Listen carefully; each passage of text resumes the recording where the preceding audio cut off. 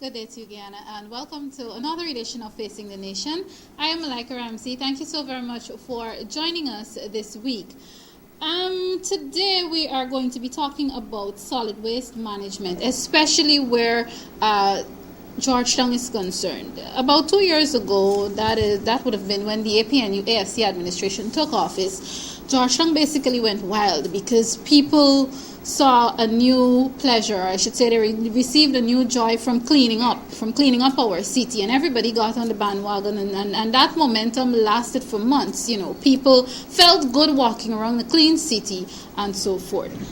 Recently, the mayor and city council would have been coming in for some criticisms, especially where there seems to be pockets of garbage at various parts of our city. Now, one of the things I'd like to say on that and to remind people, yes, it was good that we had that momentum 2 years ago where we saw people cleaning for months and so on, but it seems that is fading, and it's just to remind people that if you want your city to remain clean in the pristine state that we took it to sometime in 2015, you have to keep working and you have to keep putting effort into it, and it also takes money. But I have the person who is dealing with it every day and who can speak about what's happening with solid waste management much more than I can, because he's one of the persons who is trying to manage it, as we did say, solid waste management. So it is my pleasure to welcome for the first time to Facing the Nation the Director of Solid Waste Management, of course, that is at the Mayor and City Council, Mr. Walter Narine. Walter, welcome to Facing the Nation. Great, and thank you very much for accepting our invitation. And we trust that this is not going to be your first and last time on Facing the Nation. All right, great. Let's talk about, viewers, what we're going to be doing too is not only focusing on the negatives, but the good things that the City Council would have been able to achieve, especially when it comes to solid waste management. Walter, let's talk about what's happening right now. People are becoming uneasy again because we're seeing pockets of garbage piling up at various parts of the city. Let's talk about what's causing that and so on. Well, thank you again for having me here. What will happen on August 6th, the two main contractors, being Poor and the Seafonds, who would have worked in excess of 30 years with council, would have withdrawn the services because of payments. And we at the solid waste department would have recruited some small contractors who are very small in terms of capacity. Right? They only may have 1 or 2 trucks, and we take on the task. And if you know Georgetown, we speak of 15 square kilometers, and that is from Cummins Lodge to Agricola on the East Bank. And we divided that Georgetown into 10 groups. So what we did with the solid waste department and the small contractors is to phase out and to continue cleaning, giving the residents of Georgetown clearance. The residents of Georgetown were accustomed to receive ones who have been doing a very good job for us, very early morning clearance. But because of capacity, we cannot clear at 6:30 in the morning or 7 o'clock in the morning. Right, so because of these small contractors. Yeah. So sometimes residents receive the clearance at 2 o'clock in the afternoon, starting 2 o'clock and finish like 8, 9 o'clock at night. But what I'm happy to report is that for the last 3 weeks, today being the end of third week, every resident of Georgia would have received at least one clearance for the week. For the week, okay. Right? And what you are seeing in pockets of garbage, as you speak of, is that is true, and that is because of what we call the commercial zone. Right. If you traverse Robb Street, Regent Street, Water Street, America Street on a daily basis, you will see heaps of garbage. And this is because each business owner must have a 4 cubic receptacle bin, and at least 2% of all the entire commercial zone. It's a very large area. All right, let me just have you pause there for a second. Knowing that this is the requirement, I'm assuming this is by law. This is from the mayor and city council. Is there a process, a department, a group that goes around to these businesses to ensure that they are fulfilling that required standard? Okay, we have done that continuously every year. Okay. Presently, we have a team traversing Regent Street, because we're taking Regent Street as a pilot. Okay. Right? And they will complete the exercise today. So tomorrow we'll review what they and I will ensure, I'll guarantee at least 1% will have required bin. Because if you traverse, and At least 1% of them have it? Yeah, have the Have bins. it, have yeah. the bin. They Okay. do not have. They have cardboard boxes, makeshift bins, and they put everything out, right? And compounding the issue that we have now is Caribbean Countries Inc. that used to collect the cardboard, recycled cardboards. They have closed off operation. So now there's no market for the cardboard anymore. cardboard. So that comes into the waste stream now, more than ever. What, again, to pause here, what would you advise? Because again, most businesses will have a buildup of cardboards. These are what goods and so on come in. How would you advise them to now take care of that? Well, they have the receptacle. Start with the receptacle. Put in your waste in the receptacle, and an advisory will be going out today from City Council at 5 o'clock in the afternoon onwards. You put out your refuse. Don't put it out in the morning, right? The solid waste department, council vehicles will collect it at 5 o'clock in the evening, right? But coming back into the general solid waste problem, this has been forever, Solid waste has always been a problem in Guyana, right? And when you look at prior to 1970, mid-1970, Georgetown was just Independence Arch, that is by East Repentance Police Station, Yes. Water Street, Carfax Avenue, Vicinge Road. That was Georgetown, 2.5 square kilometers. And council was tasked with managing that. After mid-1970, former President Ella Fitzburnham would have extended the boundaries of Georgetown because all those other communities were managed by village council, right? So when he extended the boundaries from Vicinge Road to Commons Lodge and from Independence Arch to Agricola, it now moved from 2.5 square kilometers to 15 square kilometers, right? So the same amount of resources that we had in then, we probably have about 5% more now to manage the entire city. Which is what? Double or triple? Triple, right? So that is basically the nexus of the problem that we have in, right? We do not affix a price for rates and taxes. It has to go through the Central Housing Planning, collaboration with us, and then we fix a price, right? And the rates and taxes has not been reviewed since 1992. Right, for Georgetown. So in terms, we'll always have a financial problem in Georgetown. But as I come back to the waste stream, we would have moved from a generation that cook at home, take your food to work, your school kids take your lunches to school, to now everybody's buying all these packaged items, right? We don't even take water to work or to school. We buy in the bottled water. So all those packaging materials comes into waste stream. And right now, we do not have any waste separation sites anywhere in Georgetown. Right? So it's just mixed waste. When you said that, when you talked about the mixed waste and so on, I remember one of the efforts would have been to put a ban on styrofoam. Since we've instituted that ban on styrofoam, have you seen any sort of improvement? Because the fact is, most of these fast food places and so on that people would purchase lunch from, you in the past would have used styrofoam before the ban was instituted. Have you seen improvement? Definitely, you have seen improvement. I mean, many businesses would have gone to the biodegradable boxes, which is very good, right? But when you look at the composition of waste in Georgetown, let's just focus on that. Georgetown, being a population, probably now is about approximately 213,000 residents of Georgetown, coupled with about 10,000 traverse Georgetown on a daily basis for business, for work, whatever it is.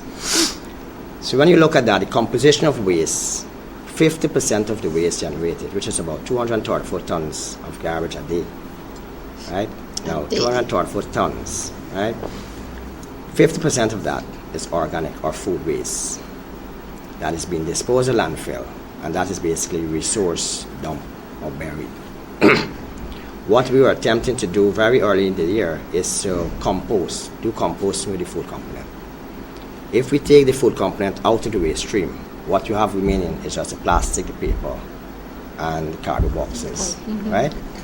But again, all those facilities comes with money, right? So we would have made proposals to our international agency to get funding, and we were waiting on that. You're waiting on that.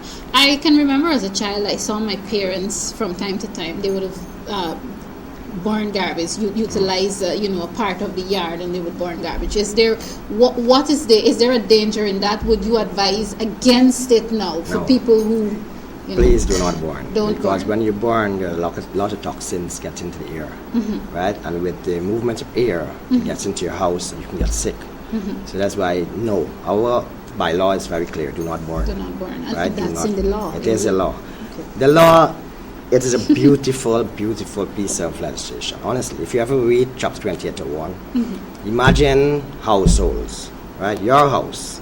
You are required by 8 o'clock every morning to ensure your yard is clean, the drains around you, perimeter, is clean, free from debris, and you have a bin. The grasses, if you have a lawn, it cannot be more than 4 inches long. And again, this is in This is the a law. law. This is the law. And that's why it says a beautiful piece of legislation. And back in those days, when council had 2.5 square kilometers and had many staff could go and manage in that 2.5, they could go to house.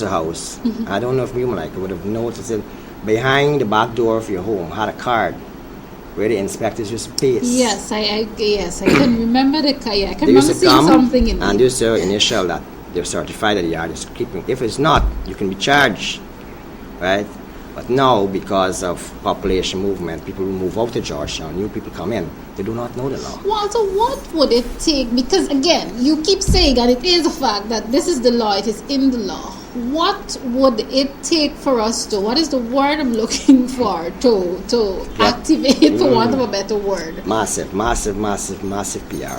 Massive PR we have to do. And you know PR is very expensive, right? But massive PR, and we have to use the constituency councillors, which is 15 of them, with the other councillors to get into the communities, work with them, get into each household, to let them know what is required of them as citizen of Georgetown. You have a civic obligation. You just cannot go down Regent Street and because you don't see a bin, you just dispose of your stuff. You just can't do that. If you go to New York, you go to Canada, you get charged, right? Yeah. And our Guyanese adapt very well, you know. Very quickly. They go over there and you would never see them littering. But they come Model here citizen over Yeah, there. yeah. You come home, they tell you They things do. like, I born here, grow and here. they don't have grow-" bins and you should have bins. Exactly. No, but every time you put a receptacle, that is where around the receptacle, the bin is empty, but around is Obvious. littered. So it takes massive PR, and we are going to start from September to go into the primary schools. Uh-huh. We have 28 primary schools in Georgetown. So we're going to go into each primary schools, teach them about solid waste management, more particularly in waste separation. And we're going to teach them how to compost, how to do composting. Because when you look at research from the kids back in the days, they used to farm at school and used to sell the produce at market days. Schools now are waiting for government to give money to them to sustain. Why can't you just use the land that you have, plant, organically friendly, get your produce, sell them, and you can manage your school, yeah? So that's the thought behind it. So, but more particularly for me, the young kids are most susceptible to learning, and if they can learn the technique to compost, then they can go back to each household, right? And to teach their mom, teach their father, teach their brothers and sisters, and you'll have a movement. Okay. So everybody do composting at home rather than throwing away the food. Not that I want you to tell tales out of school or anything, but you are speaking as the director of solid waste management, Marion City Council. Do you find that there is a general willingness in the council to change what we have unfortunately adopted as culture when it comes to solid waste management, or in this case, non-management of solid waste by individual citizens? There is, yes, we have talks. I mean, everybody, solid waste management, all the councils are enthused about it, right? But I don't like what's happening at council, honestly, in terms of you come every time at such and there is a fight or there's an argument. We need to You move paint the fast. entire council in a bad picture. And that comes right? out in the public. In the yeah. public, right? You are representing a constituency. You're representing a group of people living in a constituency. You have to come not only with identify the problem, but come with a solution.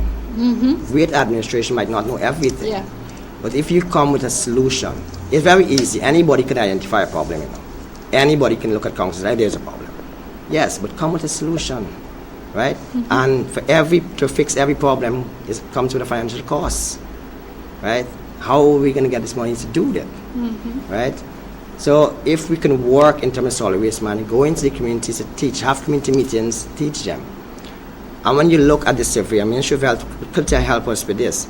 Look at a community particular. who has bad solid waste management, many of the residents are getting sick because of poor Because of disposal, that. right? And the toxins get into the air or the waterway. But that's the thing. Do we know that's what's getting citizens That could be a ill? contributor factor because of poor solid waste management, right? Mm-hmm. And we have to do a survey to understand the impact of you disposing.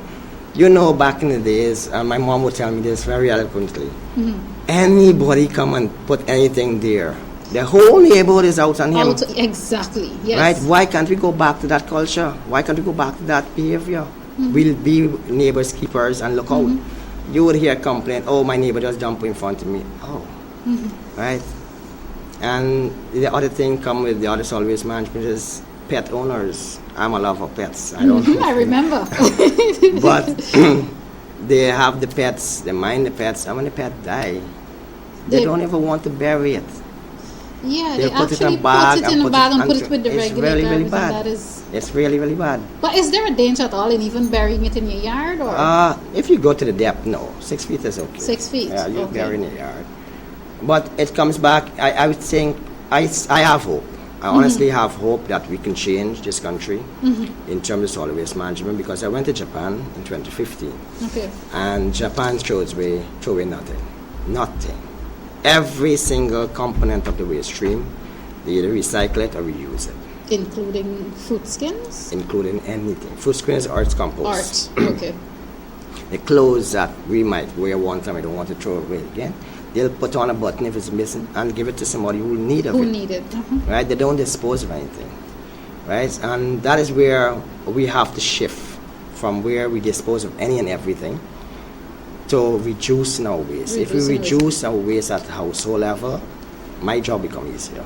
Right? I'm happy that you said that, because viewers earlier, Walter and I were doing a pre-conversation before we came on, and one of the things you talked about is e-waste, which I often forget.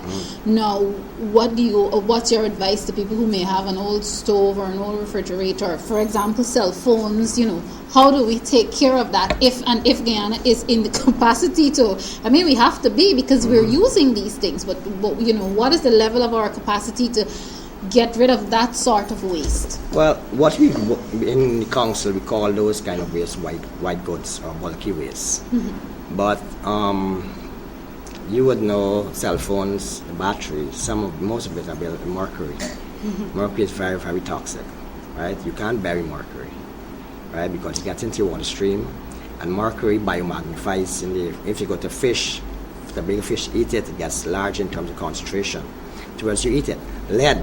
Even if you bury it away from what You is can't a bury it. potential, No. it can't. Your waterway, your water level reservoir is always at the bottom of the earth. So when you bury it, it will get in. It will seep. It will decompose and will seep in there, right? You're supposed to have specialized compartment boxes or to bury them in. So it's And no sealed. sort of filter can No. remove that. No. Okay, just to be clear. So we collect the e-waste and we take it to the sanitary landfill that takes wash and we bury them. But is that the environmentally friendly thing to do? No. And then if you keep burying, Yeah. a whole lot of. I know with our sea level, below sea level, right? So it's a challenge. It's a very big challenge in terms of e-waste, because people don't have one cell phones anymore. They have 2, 3, right? You don't have one television anymore. You have Right. in some of the bathroom, and all have televisions. Indeed, Right? modern. So when they go bad, it's thrown out. Okay, a lot being said. Viewers, if you're now tuning in, this is Facing the Nation, obviously, and today I am talking with the Director of Solid Waste Management, of course, in the Mayor and City Council, and we're talking about managing solid waste, and he's giving a lot of information here today, which we're happy about. We also talked about litter bugs, Walter, and what could be a way of sanctioning litter bugs. Let's hear your idea. Well, there are 3 or 4 laws in Guyana that deals with littering, right? At council we have our own littering, anti-littering campaign goes on. Yeah. But my view with littering is that, and I would like to see the court taking on this recommendation, and our legislative bodies can do that, is that when you litter, you're creating additional work for the sanitation workers. They are humans too, right? They have Yes. families, they have children, and you give them additional work. So when you will get caught littering, I would like to see the court send them to community service and they themselves come back and clean up the mess. Clean up. And give them a stretch of land. Let them clean up.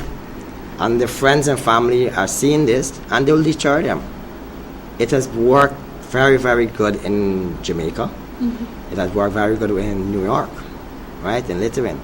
Why not do it here? Because fines, the big businessmen are very easy to pay the fines. Pay that, yeah, it's Petty, right? And we still have to go back and clean it up. Put the same businessmen in their fancy suits and their shoes. Put them on the side. I would take pleasure in seeing them. Put them to clean up, right? Everybody, I mean, we would have started in 2015. I was in Japan when I saw a council would have gone to name and shame, right? But we got a lot of flagging for it. Yes, you did. I frankly, I mean, and I may get some flack for saying this. Frankly, I agreed with it, and I made that public. Totally I agreed with it. That will deter everyone. Why when you shoplift, the store owners could put your picture for the rest of the year displayed, and when you litter, we get flagged, right? Put the pictures up. Let their family and friends see that you're littering. Right. If you know you're going to be embarrassed, you'll stop and littering. That will stop because it is a country. I mean, Georgetown give way to all of our ministries, all of our churches, mandates, the courts. The image of Guyana comes primarily, a majority is from Georgetown, right? When a foreigner or anybody comes into Georgetown and they see one part of it is dirty, they might think the entire country is right. Indeed. So we have to start keeping our place clean, stop littering, and keep your waste. If today is a collection day and the truck hasn't passed, kindly keep it. Right, keep it. That we would not leave it till next week. Right, we may have some setbacks, but we're going to come tomorrow. Right, or you can call in. You will know exactly. But don't give it to these social rejects, and they take it. And you expect them to dispose of it friendly. They dump it anywhere. Exactly, they're making a buck. So they go right around the corner by your neighbor and dump it right there. And dump it, all right? So and you see, we panic very quickly in Guyana, right? You don't see a camera truck. Oh. No, I think we take, especially now in the age of social media, we take pleasure in it. The minute something happens, we go to social media and we blow steam. So. But, I mean, you see, if the same time you're taking out a picture of a guy littering, you could stop that guy. The time you take the film and put it on Facebook, everybody to comment on it, you could stop that person. But then, Walter, if I may, there's a danger in that. I can tell you, sometimes, you know, I traverse the Harbour Bridge every day. Sometimes either behind or the side of you, especially when there's a double lane. Yeah. One morning I saw a man, and it was strange that it wasn't in the middle of the day or in the afternoon. It was early in the morning, about between 7 and 7:30. And he just, obviously it looked like a coffee cup, and he just fling it out. Now the driver in front of me wind down his window and he said something to him about it. And got abused. And he got, you know, it was the most vulgar response ever. So there is also a danger in pulling them some of them up. So because people are just not rational anymore. Put them to clean up.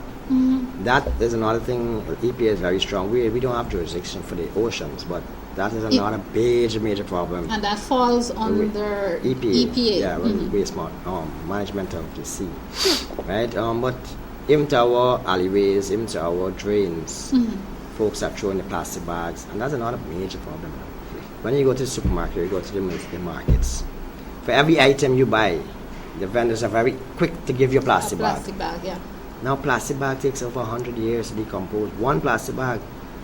But didn't we have a period where we had these, I don't know if I'm mixing it up with the world of television, but didn't we have a period where we would have these big brown paper bags with handles that we Guyana used? had those back in the days. Back in the good old days. Right. There were, those and paper bags are easy to biodegradable. You throw paper into if you know, you put paper out there, rain gets it and it comes very quickly. Plastic is not so plastic gets into your water, clogs away. So that is something that in Japan, and I'm hoping that I will probably get somewhere with the business community. In Japan, when you go into the supermarket and you buy, you come to the counter, they have the items there. If you want a plastic bag, you have to pay. Pay for the bag. That may encourage you to bring your own bag, right? To reduce the waste. We give plastic bag randomly, right? So we don't pay for that. Even to the dog food vendors now, big in Georgetown, right? You see all the dog food in plastic bags. Right? And you empty the dog food and you just throw that away. And throw the plastic bag away. Walter, there's something else I want to ask about. You touched on it earlier, the fact that there's always an issue with payment for garbage collectors, for want of a better term. What is causing this constant, council don't have money to pay them, and how can we fix that? Okay, and there's something that the public, we did not do a good job in telling the public. Okay.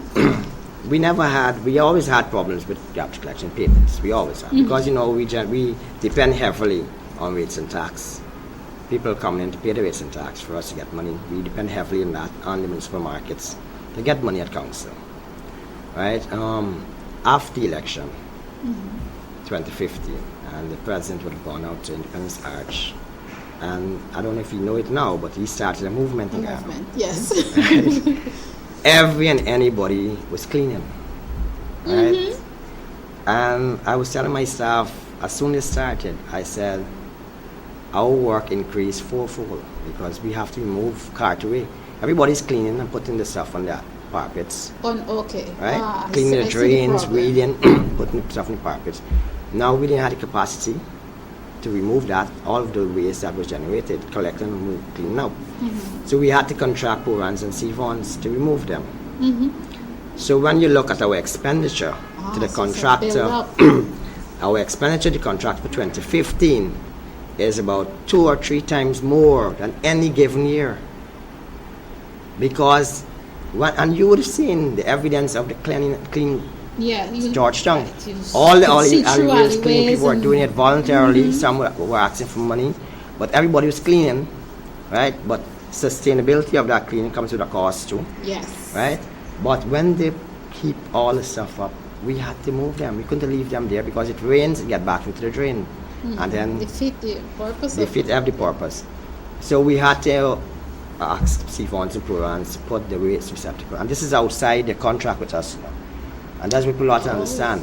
Porans and Sevons' contract with the council is to remove household waste alone.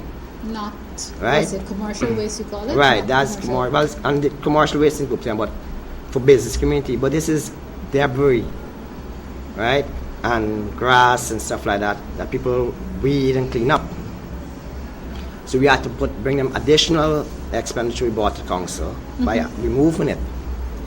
And that is where we stumble upon, we can't sustain this, we can't pay these guys on time. And they waited for 2015, which we're very happy that we pay at least 98% of the money for them for 2015. But it's about 2 or 3 times, 2 years. So what you're telling me right now, they're only fully paid for 2015? 2015 and part of 2017. 2016, for the entire 2016, we couldn't have paid them because we paid all the money out for 2015. So that's still outstanding? Yeah, 2016 money is still outstanding, and that's why we were negotiating with them in terms of coming to an amicable solution. And they have their challenges too because they have obligations. Right, it's just a job they're doing. This is their business. Right, and we are not angry at them. They have, Porans, for example, would have worked with council for 30 years.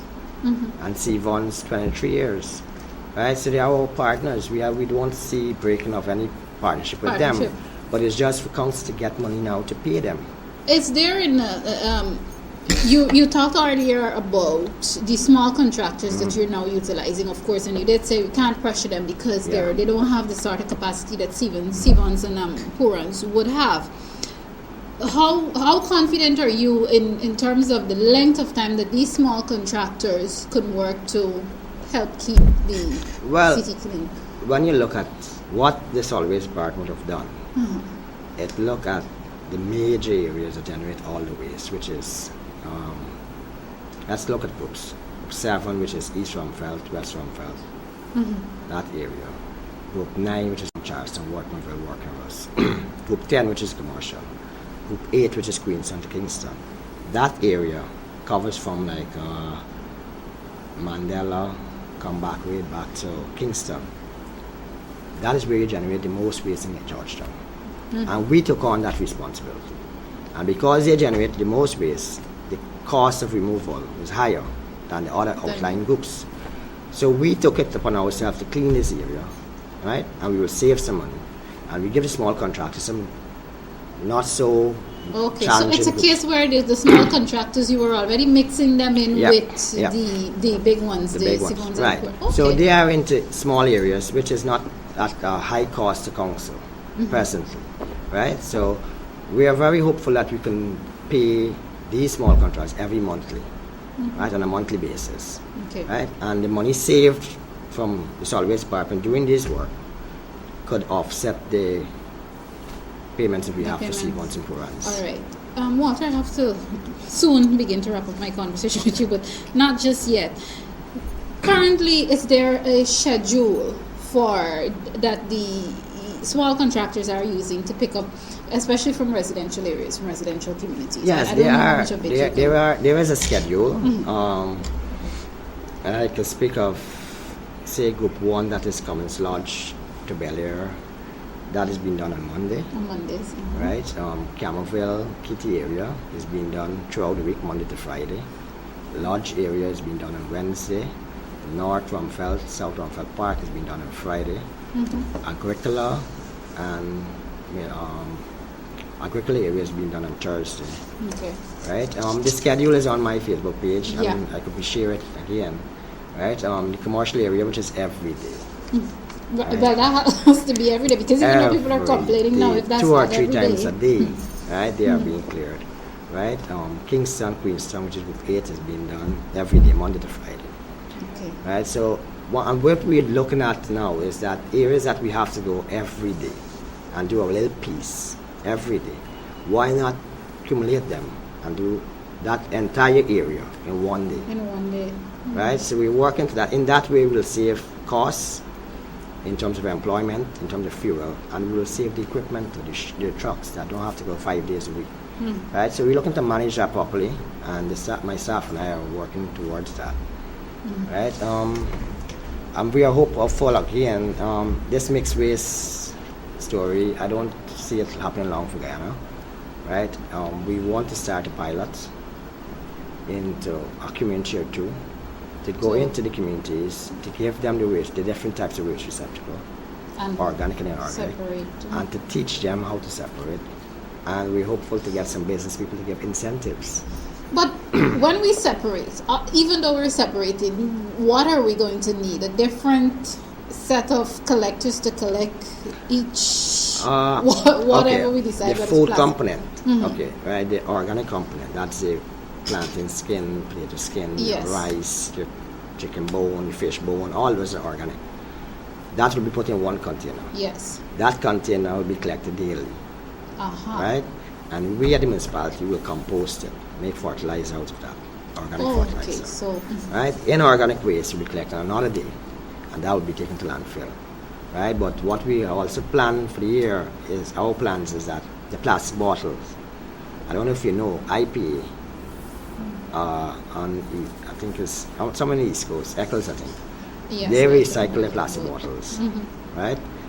And the highest cost for IPA for the recycled plastic bottles is the PET resin that they have to import from China. But if you have somewhere in Ghana that can shred these plastic bottles that we have in so much volume and sell it to IPA, right? They'll reduce their cost of production tremendously. Tremendous. So we're hoping to buy a shredder, right, to do plastic bottles. So when you have plastic at home, you collect it. Or any out there, any entrepreneur, young entrepreneur who wants to get into recycling, will be free to accommodate you, to show you the composition of waste, and then you yourself can determine what size of plant you want to have. Okay. Right? Because we have to start separating our waste, and there's a lucrative market out there for plastics. Exactly, and it will certainly keep us healthy. Walter, 2 quick things before you go. Earlier in our conversation, you talked about the fact that one of the reasons we are generating so much more garbage now is because people, instead of the housewives, or not even housewives, women who work too, well, before they have my head, but you know, some people no longer prepare lunches from home, and you know, you would take it in little plastic bowls and so on that you can wash when you go home, but people buy lunch. What would you like to see in terms of this sort of awareness? Because I'm thinking, you know, if we reduce on that. Yes, the fast food places are going to lose money. Again, they're not going to be liking me right now, but they're going to lose money. But at the same time, it would also help keep society healthy. What advice would you? What I'd like to know is that we Guyanese need to start buying local. Buy local. We have to start buying local. Why would you leave mangoes in there and go buy apples? And then we don't buy apples loose, we buy it in packages. Yes, so we right? know it's not. Even to the chicken, we don't buy loose chicken anymore. Or go to the market and buy fresh chicken. We buy in the supermarkets. Those styrofoam packaging and plastic is waste. Plastic. So we have to be cognizant of what they generate, the waste that we collecting and taking home from the supermarkets. Mm-hmm. Right? The supermarket are there, they have a business. Right? It's demand. Mm-hmm. Supply and demand, right? If you have a high demand, they will supply all the fancy items. But we have to go back in the days where we didn't have this huge solid waste problem, mm-hmm. of waste all along the streets and so, right? Because we learned to, when you buy chicken or fish, my mom would say, you used to get wrapped in newspaper. Yes. That you could take home, wash, and you can throw the paper away. Now we see what happening. So what I would like to have, start cooking at home, preparing your food at home is healthy. When you buy outside, you don't know. You don't know how it's cooked, how it's prepared, right? And you're putting your lives at risk, mm-hmm. right? So start cooking at home, take your own water, buy a bottle, take water, right? Mm-hmm. I'm sure most offices has water, drink from there. Don't go buy on the road. Mm-hmm. Right? Business committee will go after you and say we're trying to cut back the business. But we have to be real. And I figure that's, that is a chance the council is willing to take, especially when it has to do with the health, the health, and I can even add wealth of the population. Yeah. We are responsible for every citizen of Georgetown. Walter, it has been a pleasure. And viewers, I did say, I hope this won't be his last time on Facing the Nation, because obviously it's his first. Those of you who are now tuning in, you missed a really informative conversation with the Director of Solid Waste Management at the Mayor and City Council, Mr. Walter Narine. Again, if you've missed this conversation, especially those of you who follow me on social media, it will be loaded to YouTube and, of course, Facebook before the day's end. And I will also try to share the schedule that Walter spoke about for the days and the times. Would the timings also be there, or just the days? The days when there will be garbage collection in your area. And of course, I can say this on behalf of council. I know they would want to call on the citizens of Georgetown not only to aid in the best way of protecting, in a sense, and ensuring that your garbage, is prepared, for proper disposal, but also to have some patience at this time with the council. Yeah. Am I correct? Thank Walter? You so much. Yes. Okay. You are. All right, great. It has been a pleasure chatting with you. Viewers, coming up on the second half of our program, we will have that PNCR update regarding the 60th anniversary celebrations of that party. This is Facing the Nation. Stay tuned.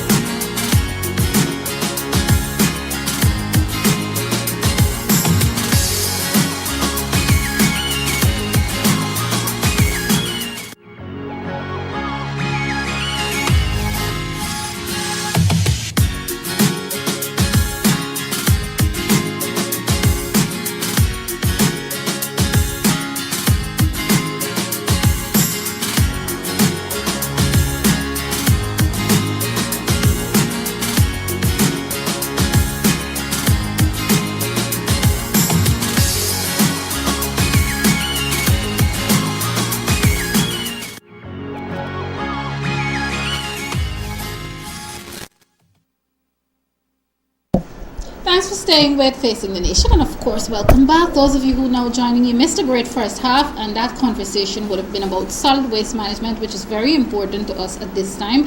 And I know people are really worried about what is happening. As you heard from the director of solid waste management, he said that in Guyana we panic easily. I don't think it's that we panic easily or panic quickly.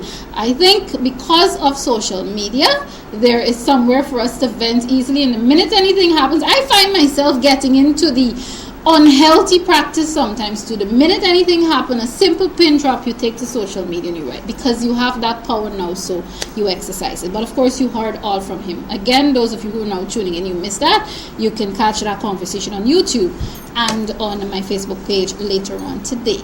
Now it's time for us to talk about the party, the political party, which I'm very proud of, always proud to be a part of. And I like to remind people that it is the largest political party in the APNU AFC coalition, and of course that is the People's National Congress Reform. This year that party is celebrating 60 years in existence. That's 60 years as PNC, People's National Congress. The reform component, as I always remind you, came after, of course, with the vision of various leaders for partnership and collaboration in order to take our nation forward. So we are in an entire year of celebration, and we have a big activity that's coming up on Sunday. The young lady, she was here recently. Sometimes she neglects Facing the Nation, but that's all right.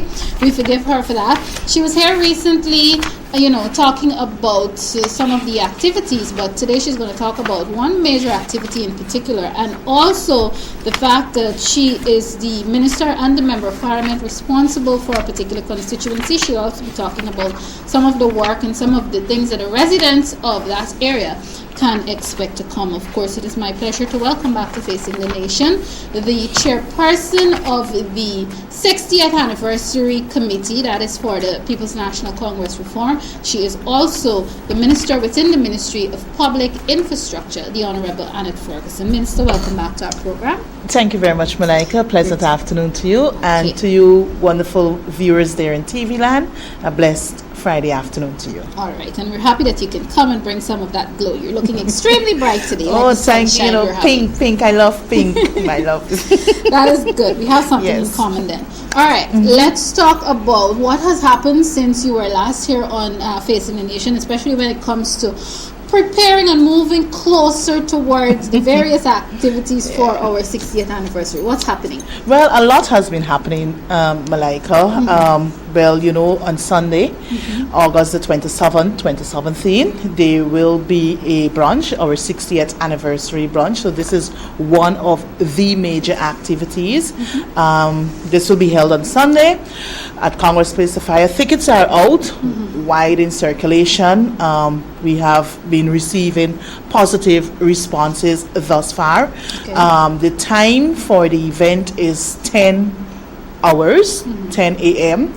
to about 16 or 4 o'clock in the afternoon. Ooh, that's a long Exactly. brunch. It's a brunch. And some people know that I'm a foodie. There's going to be food to last from 10 in the morning to 4 in the afternoon. Yes, and we also will be, preparing for those churchgoers, after churchgoers, because number of persons after church, rather than going home to prepare breakfast or lunch, they would normally have an eat out, right? So I just want to encourage, even if you don't have tickets, you can come down at Congress Place and we will receive it on the same day. So as I said before, a lot has been happening.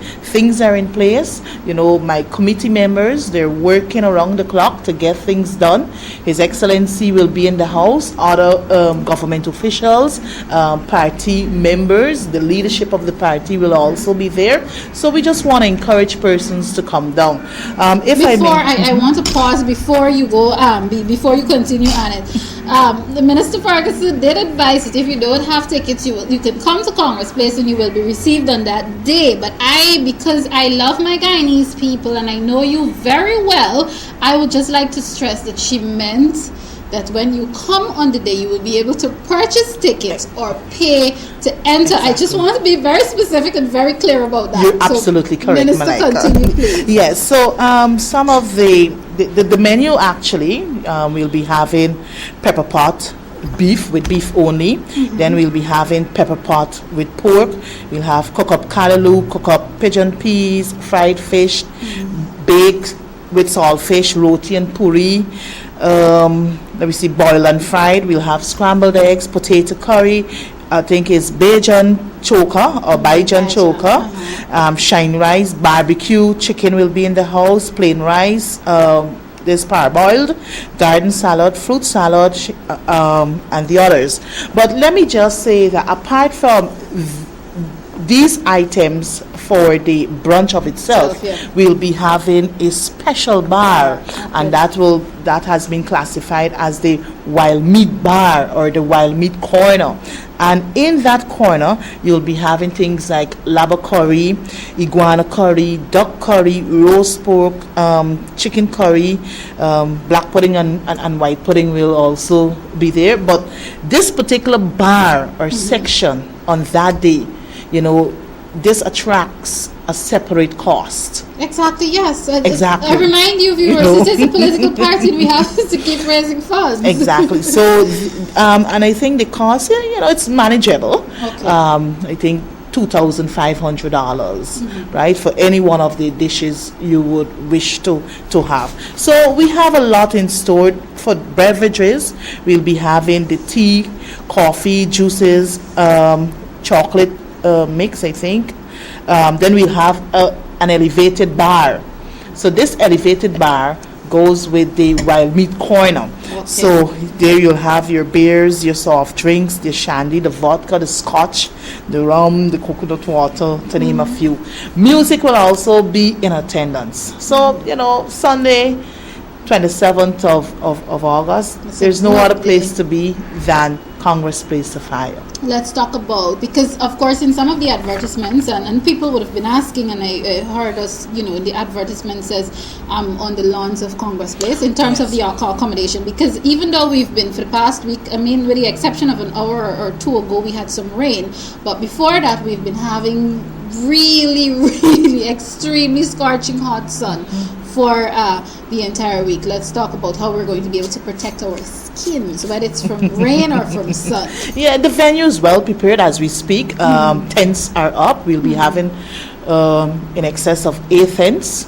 So because we're catering for those who would want to come and have an eat out. So you have options. Either you eat in or you take out, right? So the lawns on both sides, that's on the northern and southern half of the compound there, it's well prepared. Parking, no issue with parking because we have adequate spaces to take off the necessary vehicles. So if it is raining, we have the accommodation. If it is sunshine, we also have the accommodation. And I must let you know, the tents, where the tents are, those areas will be floored. Okay. So even though the soil might be a bit soft or whatever case might be, persons don't have to worry. Once you wear your high heel, don't think there's no need for you to worry because your high heel will not go into the earth. You understand? So things are on stream for Sunday, God's Spare Life. Okay, perfect. I don't know if we can fast forward this. It's good that we've covered this event and what's happening on Sunday. If you could just give us a little idea of what would be happening next after Sunday. Well, after Sunday's event, the other event we will be focusing on is the compilation of our Jubilee magazine. So we are currently working on that, getting sponsors to sponsor, their ads, amongst every other thing. Messages will be a part of the magazine, so we're actually preparing for that. Outside of that, we will also be preparing for an inter-school debating competition, and I guess as time goes by, I will come and update the general public as to where and what we're actually doing. We'll also be focusing on the relaunching of our website. So this too is in progress. And we will be having our 60th special Congress for this particular celebration. Because mind you, at this special Congress, we will be honoring 60 outstanding members of the People's National Congress reform, right? Then we have planned also a family fun day, and this will be done in the mining town of Linden. So it would be also a sporting event amongst every other thing. So I guess, Malika, there are other events, later down in the year, because mind you, the party came into existence on the 5th of October 1957. So persons might, so why are you doing things now? So it's leading up It's to 6 that days. Yes, month, we deserve to have 12 months of celebration. The diaspora, and it has always been a big part. Of course, we have a group, an overseas group. We call them Region 11, just for the fun of it. They've always been a big part. What's the response and their input and so on, like as we celebrate 60 years? Yes, we're getting positive response coming from the diaspora because, mind you, the relaunching of our website, our members outside of Guyana, they're currently working in the whole putting together of this website. So positive response we're getting from our support base there in the diaspora. All right, with just the little time that we have left, the last time you were here, and viewers, I should take this opportunity to remind you that Annette wears several hats, and she's here in the capacity today, obviously, as chairperson of the 60th PNC 60th Anniversary Committee. But the other hat that we did not talk about the last time she was here would have been the fact that she is the PNCR group leader. It's called the Ramveld Transformation Group, and that's the East Ramveld community. She is the leader of that group, the head of it, the boss in charge of that group. And I know a lot of work would have been going on in terms of trying to improve things, especially in the East Ramveld community. But I'll let you talk more about what is happening and the purpose and so on. Okay, thank you very much, Malika. As you rightfully put, a number of activities the group has been involved in the East and West Ramveld communities. I must let you know that in the month of July, what we did, CARICOM Day, we hosted a football competition, and where we put together a team from the East area and the West area, and we were able to chalk up $150,000. So the winning team was able to get $100,000, and the runner-up, the losing team rather, we were able to give them $50,000. Outside of that, we were also able to outfit them, with sporting gears. I had support coming from corporate sponsors, Director of Sports, Christopher Jones. He too made a contribution towards the event. Well, what we have planned is that, we continue to do like outreaches.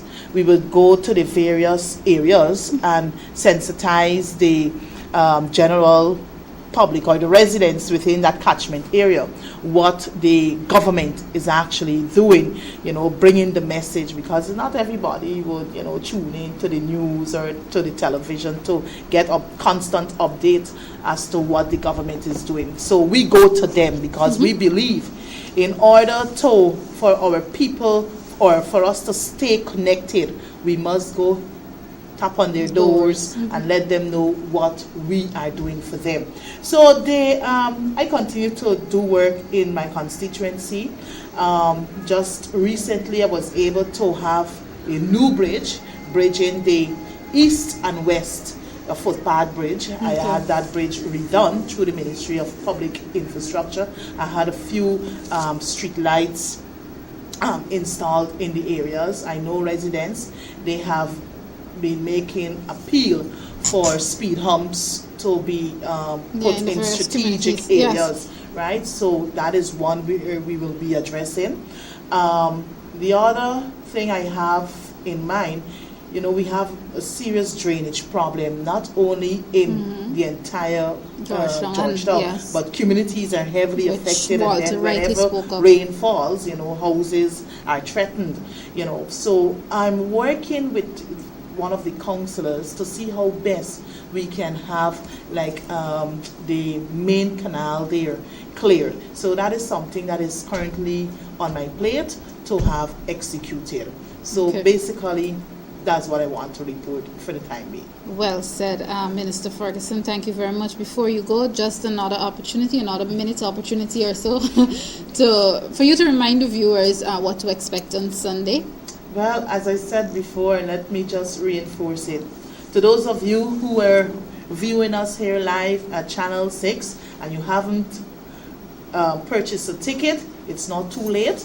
Even if we don't have tickets available, you can still come down just with your $2,000, or you can come if you want, the lava curry, the iguana curry, the duck curry. You just come with some extra cash in your pocket. So the place to be on Sunday is no other than Congress Place Sapphire there in Georgetown. Thank you very much, Committee Chairperson and Minister within the Ministry of Public Infrastructure, the Honorable Annette Ferguson. Viewers, this is Facing the Nation. I'll take a quick break and then come right back to wrap up today's program. Stay tuned.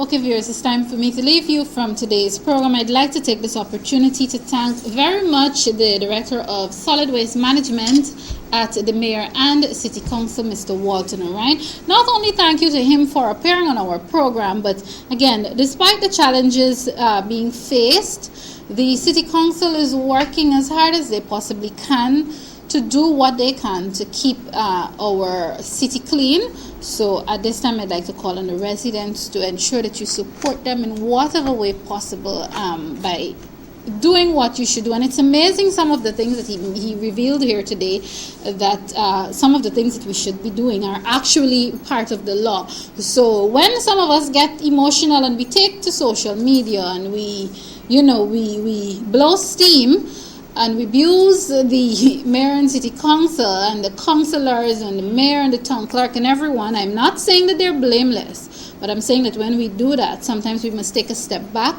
and think about the roles that we are playing to destroy our city, especially when it comes to garbage pile up and so on. I'm saying that if I can pass in front of your home or come into your yard and the bush is thick and high and your drains are clogged and I can see containers about your yard and they're filled with water and mosquitoes and so on, you have no right to abuse the Georgetown City Council, the Mayor and City Council. You have absolutely no right. So some of us, the time that we take to come down on them so hard, ensure that your areas are clean. And he also talked about the fact that these things are hazardous to our health if we don't pay attention to them. For those of you who have been doing your parts to keep your areas and your surroundings clean, congratulations to you. I hope that you continue to keep it up, and I trust that you will be a good influence on other citizens who, I'm going to use the word, who are delinquent in this area.